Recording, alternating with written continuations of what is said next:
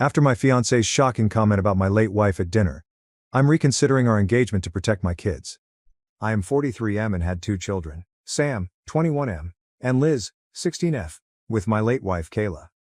Our children were 10 and 15 when Kayla died. I won't go into details, but she was hit by an intoxicated driver on her way home from work. She was the true love of my life, and our family was devastated by her departure. For the benefit of my children, I made a self-promise to wait at least a few years before dating again. I met Amanda, who is now my fiancée, 3 years after Kayla's death. We took our time, and it wasn't until we had been dating for a year or so that I introduced her to my children. We are now engaged after 3 years of dating. Although they are not particularly close, Amanda and my children get along well and show each other respect. Amanda has never gone too far or attempted to take their mother's place. When we first started dating, Amanda was a little insecure about my being a widower. She frequently asked me if I would still be with Kayla if she hadn't died during those initial months. She finally stopped bringing up the what-ifs when I reminded her that I didn't like to think about them and kept my responses succinct. Let's get to the problem. Recently, my parents celebrated our engagement with a family supper. My parents, my late wife's sister and her husband, my 2 children, Amanda and I were all present. With everyone engaging in small talk and talking about their wedding plans, the dinner was going well. About halfway through, my mother commented on how pleased she was that, like Kayla, I had discovered a fresh spark with someone else. Until Amanda chuckled and remarked, "I'm glad she died, otherwise I would have never gotten him to myself." I don't think anyone gave much thought to the sincere remark. The dinner's atmosphere instantly changed. Everyone, especially my children, grew tense. As though it were a joke, Amanda appeared to notice the abrupt change and made an embarrassing attempt to laugh it off. Since that was the first time she had ever said something like that, I was really completely frozen. Liz stood up and walked out to the car while my children stared in horror. I was still in shock, but Sam lingered a little longer, as though he was waiting for me to speak. In other words, the supper was essentially spoiled. We all headed home after I hastily bid farewell to everyone and gathered Amanda. 3 days have passed since my daughter last spoke to Amanda or me. I asked my kid what he felt I should do because I was getting sick of the silence. As an adult, I don't care who another adult marries, but I don't want a woman who talks like that about our mother around my sister, he told me. His remark lingered with me, and I'm now thinking about ending the engagement. Although she has never said anything like this before, I'm concerned that if I ignore it this once, it will happen more often and have an impact on my daughter. I just want to do what's good for my kids, therefore I need some outside input. What if her remark caused me to call off our engagement? Edit. Whoa, after posting this, I never thought I'd receive that much advice so fast. I appreciate all of your comments, including those who referred to me as a bad father. I believe that what you said helped me get my head out of the sand. Before talking to my fiancé tonight, I'll attempt to have a private conversation with my kids. We'll see where it goes from there. However, I believe that my fiancé and I are no longer together. I'll provide an update on the progress of the conversations with everyone later tonight or tomorrow. Again, I want to thank you all for helping me to straighten out. Edit 2. I attempted to amend this post, but it was not accepted. First update. During the dinner party, did my fiancé apologize to anyone? No, she didn't. To be honest, I don't think she even realized, or has realized, that what she said was incorrect. 2. Is social anxiety a problem for my fiancé? I'm not aware of it. She has never displayed symptoms of social anxiety in the time I've known her, and she has no past history of the condition. 3. What was my late wife's age? We were the same age as Kayla, who was 37 when she went away. Amanda is 41 years old now. Many people wanted to know when Amanda and I first met, as well as the timing of Kayla's death. I met Amanda around 3 years after Kayla's death, and she has now been gone for about 6 years. I didn't initially bring up their ages since I didn't think it was important, but I can see why others might be interested. Here's the complete update now that I've answered the most common queries I received. The day after I spoke with my children, I am writing this update. Since my fiancé works evenings most days of the week, she departed for work at approximately 5:30 last night. I called my son and asked if he could come over and chat with his sister and me. He lives in an apartment close to his school and attends a nearby college. He chose to live a few blocks from campus when he started college because he wanted to move out yet still be near us. I called him and his sister into the living room to speak when he got there. After they were both seated, I bluntly informed them that I no longer believed the wedding was going to take place and that Amanda's remark was inappropriate. I apologized to them, as I was advised to do here. I apologized to them for allowing the stress to rise in our home and for not dealing with it sooner. I told my daughter that I understood why she hadn't contacted me and that I was sorry for letting her believe that I approved of anything Amanda said. After we got back from that dinner, I felt quite cowardly and wanted to do everything in my power to mend my relationship with my children. My daughter told me throughout the conversation that she was outraged by Amanda's remark, and I was much more offended when I didn't instantly stand up for her mother. She went on to say that for the 2 years she has known Amanda, she has sensed that she has been attempting to gradually distance herself and Sam from me. Liz used the time my son moved out to begin his sophomore year of college as an example. Amanda was the one who jumped at the chance to move out when he brought it up. Liz claims that the person who encouraged Sam to move out the most was Amanda. To be clear, I never opposed Sam leaving home, but I did let him know that he was free to stay at home while he was in college and even after that until he found a place that suited him. I questioned Sam about if he moved out because he felt pushed out by Amanda. He claimed that before telling everyone he intended to move, he hadn't felt pressured, but after he made the announcement, my fiancée persisted in pressuring him to do so. Every time she mentions college, Amanda keeps pushing her to go out of state, Liz interrupted. Liz has made it clear that she wants to attend the institution Sam is now enrolled in and has no plans to go out of state. According to Liz, Amanda seems to be waiting for her to graduate from high school and enroll in college so that she may move out as well. Many of the comments were correct when they said that Amanda's subtle remarks eventually led to her attempting to drive my children away from me. Liz expressed her concern that too much damage would have been done between us by the time I finally realized how Amanda was acting. I apologized to my children for the delay in my realization and for making them walk on eggshells for so long. I gave them a hug and told them that they are my first concern, not Amanda or anybody else. I made sure to let Sam know that I will always be there for him and his sister, even when they are far into adulthood, because several comments mentioned that my kid still needs his father even though he is grown. About 2 hours passed during the entire chat. It was emotional for all of us, and we covered a lot of terrain. To put it briefly, Amanda and I are finished. I've made it a point to explain to my children that Amanda, as an adult, is accountable for her words and that none of this is their responsibility. Right now, my kids and I are getting along okay, but they haven't completely returned to trusting me, and it's likely that they won't for some time. That's perfectly acceptable to me. All I want is for my children to feel at home. I intend to speak with Amanda tomorrow as she has the day off from work. In addition, I want to give my mom a call to find out why she felt it was acceptable to bring up Kayla at the dinner. My kid is staying with Sam tonight and tomorrow night because I don't want her here when everything goes wrong. I'm not happy with how things turned out with Amanda, but I'd rather have happy, healthy children than a wife again. That's where I am at the moment. I appreciate all of the guidance and even the harsh words, everyone. After I cancel with Amanda, I'll provide another update. Second update. Alright everyone, the long-awaited update is finally here. My kids and I had spoken, made amends, and my daughter was staying with her brother to be clear of the drama surrounding my now ex-fiancé when we last spoke. I called my mom to inform her of the issue before facing the worst portion of the day, breaking it up with Amanda. Many of the comments advised me not to be critical of my mother's remark. After giving it some thought, I understood that my mother's remark about Amanda was meant as a compliment, which was verified when we spoke on the phone. Bless her heart, my mother felt terrible about the whole thing and thought it was all because of her one remark. I reassured her that she had never been held responsible for any of this and that she was not at all to blame for the circumstances. Before I let her go, we continued our conversation. At approximately 9:15 a.m., the call ended, and I was left to wait for Amanda to awaken. I waited until approximately 11:10 a.m. to seat her down for a conversation because I didn't want to surprise her by waking her up at 10:30 a.m. I had my phone set to record in my back pocket because many commenters suggested surreptitiously recording the chat, which I thought was a good idea.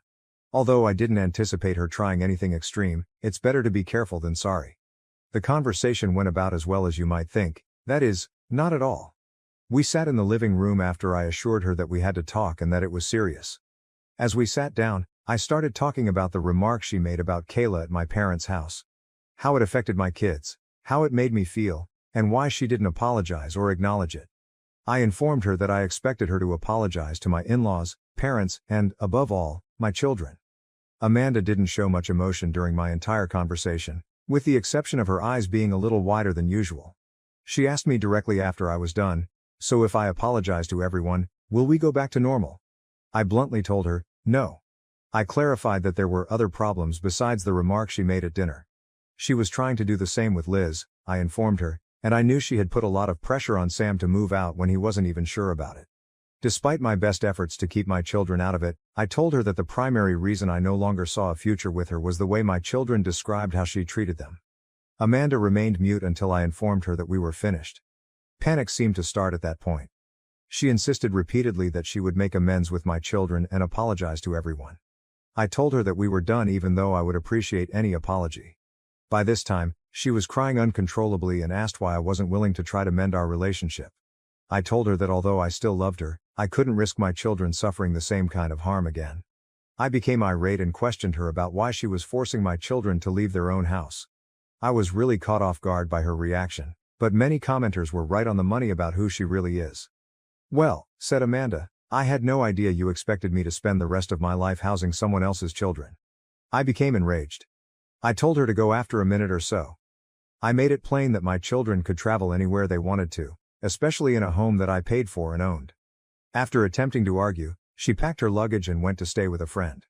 As a precaution, I sent myself a copy of the phone recording via email. I have everything I need to keep my name clear, even though the talk was only around 25 minutes long, not quite as long as the conversation with my kids. I've contacted my kids to let them know that Amanda is permanently gone, to let them know that they may return home at any moment, and to let my son know that he can move back in fully if he wants to. I still have to call my parents and in-laws to apologize for this chaotic scenario, and my daughter is returning from her brother's house in the afternoon. Even when Amanda is not at my house, she keeps calling and urging us to attempt to resolve the issue. She is not welcome to live here again, but I will allow her to visit in the coming days so she may get the other items. To tell the truth, I am a little devastated. I still adore Amanda in spite of everything she did, and I doubt I will for some time to come. But I'll be alright. I just want to utilize this as a chance to strengthen my relationship with my children and concentrate on the family that needs me right now. I want to thank everyone again for your assistance in the comments. Making amends with my family was made possible in large part by the guidance you provided. Update 3. To be honest, everything that happened seems like it happened ages ago, which makes me realize how old I am. I'm 44 now, heh. Sam will turn 22 soon, and Liz turned 17 a few months ago. Since I ended my relationship with Amanda, my life has actually been rather calm. I'll briefly review my most recent update, which was posted nearly a year ago. Amanda spent almost a week at her friend's house after our conversation. I used that time to pack up her clothes and other little belongings, as suggested by the comments. I made sure that the only things she needed to come into the house for were the larger items, like chairs and decor. As numerous commenters advised, I also had the locks replaced. I appreciate that you all considered items like the locks that I had not even considered. After that, I was surprised to find that everything proceeded really swiftly and pleasantly. She stopped by, gathered her belongings, and gave me the ring even though I didn't want it back. It was quiet and we didn't talk much, but that didn't last. She began stalking me on social media a few weeks later in an attempt to get another shot. Her antics had worn me out by that point, so I blocked her, and my children followed suit. Many critics were right when they said that I didn't truly love her, but rather who I believed she was. It greatly eased the transition. It's been over a year since my kids and I blocked her, and she hasn't spoken since, so I'm sure it will continue to be that way. I've come to the realization that I'm completely content to remain alone for the rest of my life as a result of this entire circumstance. That may be depressing to others, but it's more about acceptance to me. My decision to break up with Amanda helped me realize that I didn't love her as much as I loved Kayla, and I doubt I ever will. Neither I nor anyone I might date would be treated fairly by it. With my family by my side, I'm happy. I now have a greater respect for my children as a result of this event. My love for them has grown even more as a result of their maturity and understanding, something I never thought possible at their age. Sam's flat is still there. He denied my offer to move back in because he truly appreciates having his own bachelor pad, which I can understand because I was in his position once. Since the second semester of this year, he has been doing a part-time job that he truly enjoys. Although I'm not positive, I feel that he might have met someone because I know my child. Liz is enjoying the summer before her final year and is fantastic as always. I'm quite pleased of her because she made the honor roll every year of high school, including this year. When I consider how hardworking and genuinely excellent both of my children are, I find it difficult to keep from boasting. I'm sorry for talking endlessly about them in this post, but I adore them and can't stop talking about them. Other fathers can probably identify, I want to express my gratitude once more to everyone who has been following my story and giving me all of your wonderful, and not so great, advice. Additionally, Be aware that I have read your own accounts of such occurrences in the comments. I apologize that many of you lack the network of support that I have been able to provide for my children. I wish I could give all of you gigantic dad hugs for taking the time to share your own tales. I truly appreciate it. Now, for the next story. Am I the idiot for calling my friend a creepy weirdo after she posted a TikTok about my husband? I, 28F, am friends with this girl, let's call her June, also 28F. In fact, my husband, 32M, and I often hang out with June and her boyfriend, i.e. go on double dates, have weekend trips, etc. We've known each other for over 2 years. I would say that we four were pretty tight as a group, up until this weekend. My husband is an orthodontist. One of his patients is June's half-sister, Rhea, 12F. June often is the one accompanying Rhea to her dental appointments. June is also a small time for online influencers. She's always recording and vlogging and stuff. Though my husband and I have made it clear to her that we're absolutely not okay with our faces in her vlogs online, and she seemed to respect that boundary. We don't use social media, apart from Reddit. And we trusted her word when she said she's not gonna post us online. Cut to last weekend, my brother sent me this TikTok link with the message, "Dude, you gotta watch this." I opened the link and it directed me to June's TikTok account. She doesn't have much followers, less than 10K, but the particular video he sent me had like 500,000 views or likes, I'm not sure which. Lo and behold, it was a video compilation of my husband with the title, "God, I see what you've done for others." The video was honestly the creepiest thing I've ever seen.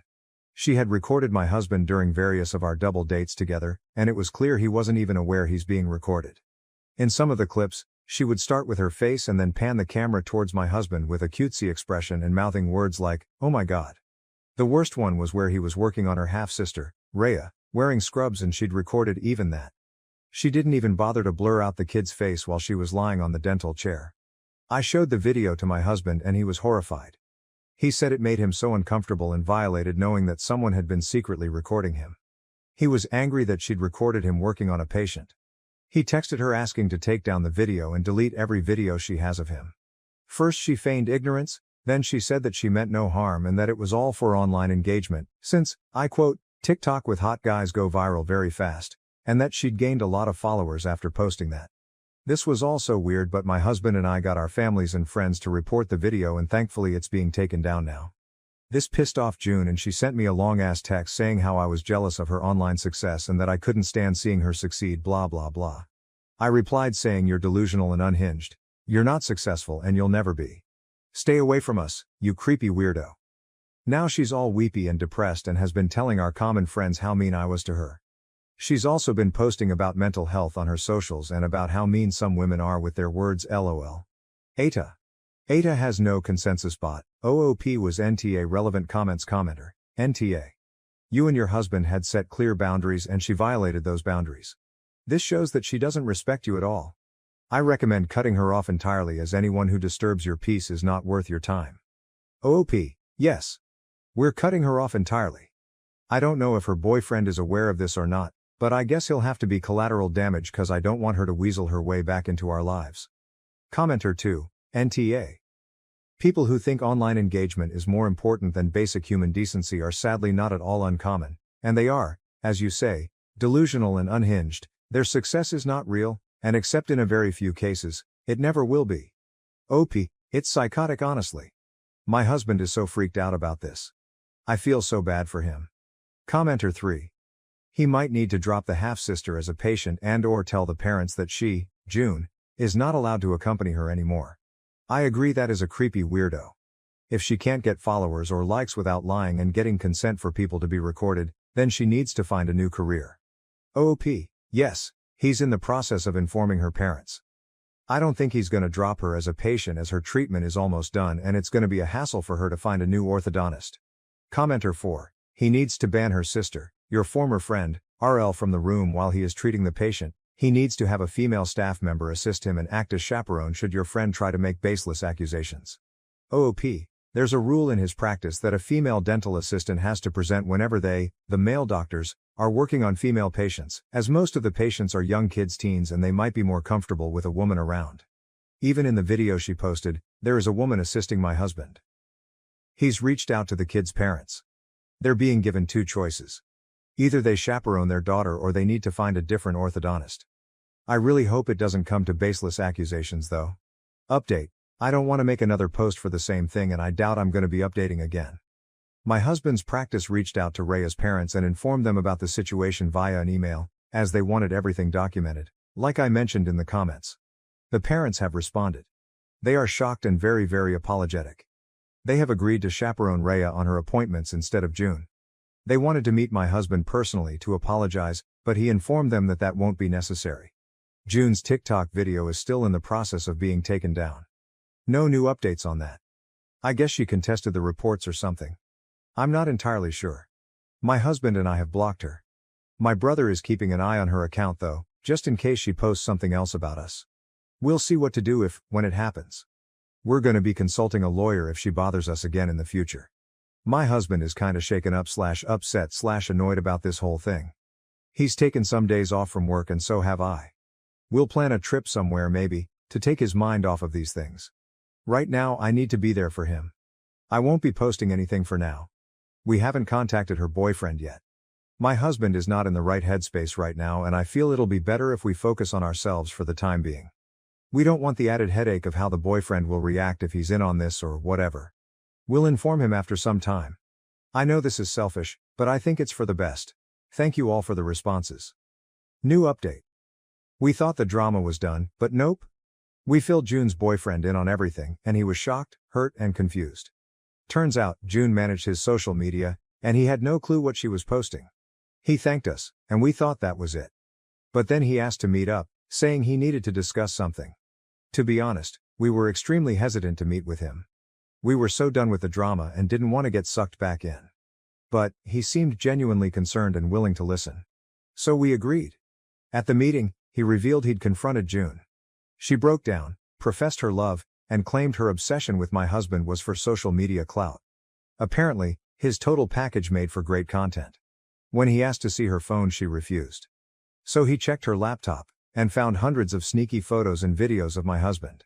And for laughs, she had pics of me looking my absolute worst, mouth open while eating, weird faces, the works. I think I'm pretty good looking, but these photos were the opposite. It's like she wanted to prove a point about my husband's ugly wife. June's boyfriend dumped her. But, honestly, we're even more freaked out now. The scale of her obsession is terrifying. Hundreds of photos and videos. That's not just a crush, that's fixation. The thought of her escalating to something more is keeping us up at night. As a small consolation, June's boyfriend made her delete the videos from her social media and laptop. But God knows how many more copies she has. Despite June not reaching out after all this went down, we're still on high alert. Her radio silence is kinda unnerving, and we're bracing ourselves for whatever might come next. Hopefully it is in fact just for social media clout, not some weird baby reindeer type obsession with my husband. It's kinda unsettling how she was friends with me for over 2 years. We hung out often. We've gone on weekend trips with her and her boyfriend. We have so many mutual friends and yet no one knew she's doing this behind our backs. Either I'm bad at reading people or she's very good at being sneaky and deceptive. I'm also mentally kicking myself for not realizing that someone was taking pictures of me. I feel my husband and I both need to be less dumb and more aware of our surroundings lol. On a brighter note, Raya's parents are super thankful to my husband for still treating Raya after everything. That's it for now. Hopefully, this is really the end. Relevant comments. Commenter 1, just be careful OP, Jane sounds unhinged. Oh OP. We are. It's kinda scary though because she knows where we live / where we usually hang out / where I work / where my husband works. Commenter 2, man this is some serious soap opera level drama like you said though. Better to stay aware. No one likes being caught off guard. Hopefully it ends soon and you can move on. At least the parenting situation seems good. OP, Raya's parents are wonderful. They were the ones who used to initially accompany Raya to her appointments. They said June told them that she wants to spend more time with Raya and she's otherwise busy so she could be the one chaperoning her. They had agreed because Raya was excited about spending time with her sister. It's really shitty that June was using Raya as a ruse to get near my husband NGL. Commenter 3. Wow, just wow. I would take all the evidence and a statement from the ex to a lawyer and get some type of restraining order requiring her to stay away and remove all social media of you two. She seems unhinged and needs to stay away. This makes me think of a stalker movie and you guys need to change stuff before the movie has a bad ending. OOP, we're gonna be talking to a lawyer to see what options we have. Our apartment has 24-hour security, so I doubt she can do anything there. I'm more worried about our workplaces tbh. New update. I really didn't want to update this situation, but things have taken a seriously dark turn.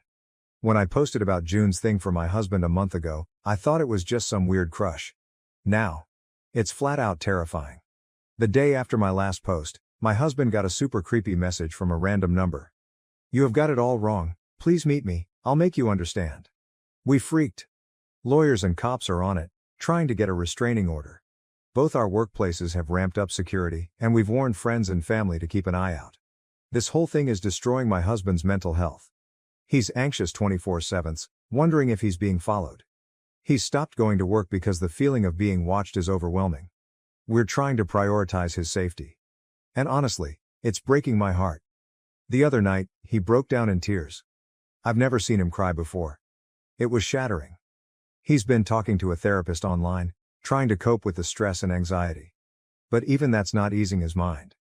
He's consumed by fear for my safety, constantly worrying that June will harm me to get to him. We're covering our bases, security cams, dash cams, the whole works. And I've scoured our home twice for any hidden devices, thank God, all clear. If things get worse, we're prepared to get up and move. Honestly, it's better to have a life in a different state than to be dead here. It's heartbreaking to think about leaving our friends, family, and everything behind, but we'll do what it takes to stay safe.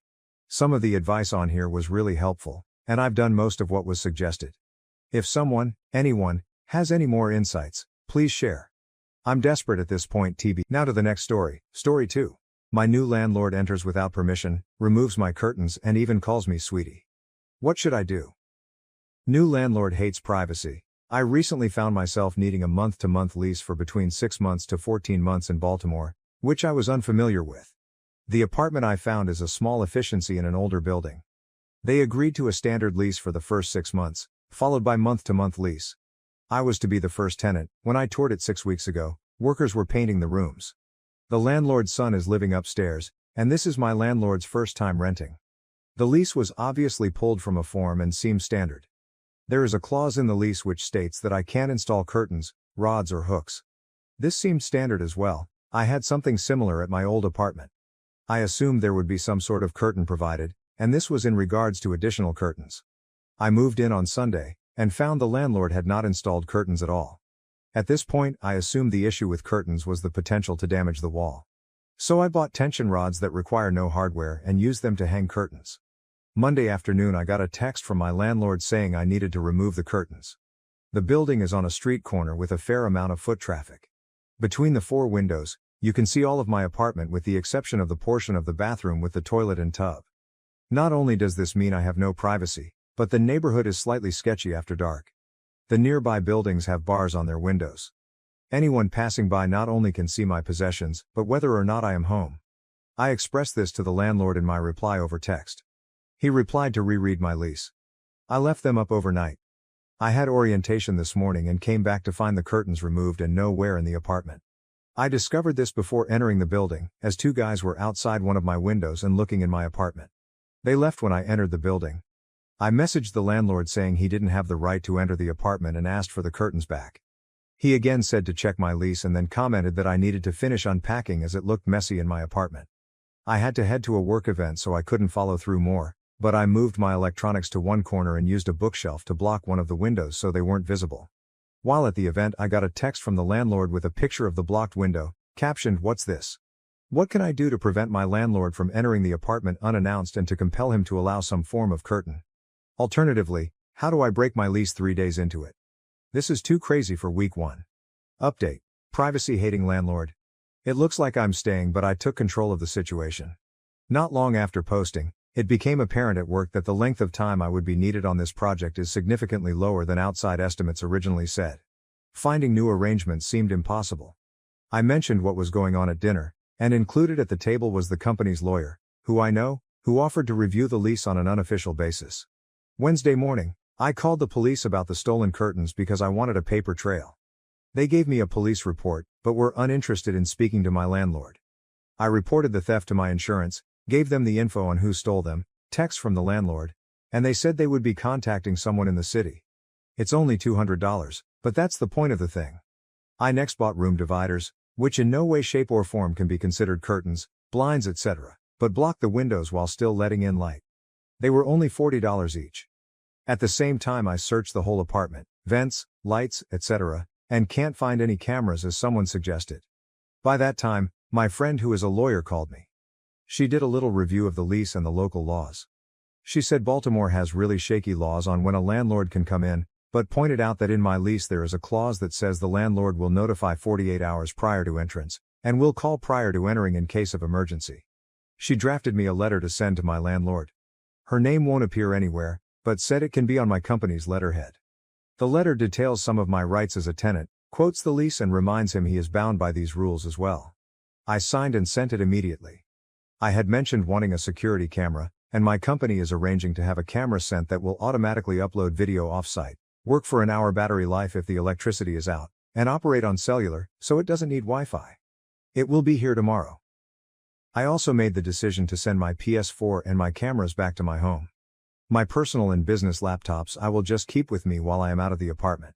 This leaves the only real valuables as my TV and the security camera itself. Everything else is books, clothes, and kitchen things. I ordered a sign outside that says the property is monitored by security cameras, and got a jamb for the door that holds it closed while I'm inside. I'm prepared for the landlord to make my life hell, but if he breaks the lease, my plan is to ask the company to move me into an extended stay hotel for the duration of my trip.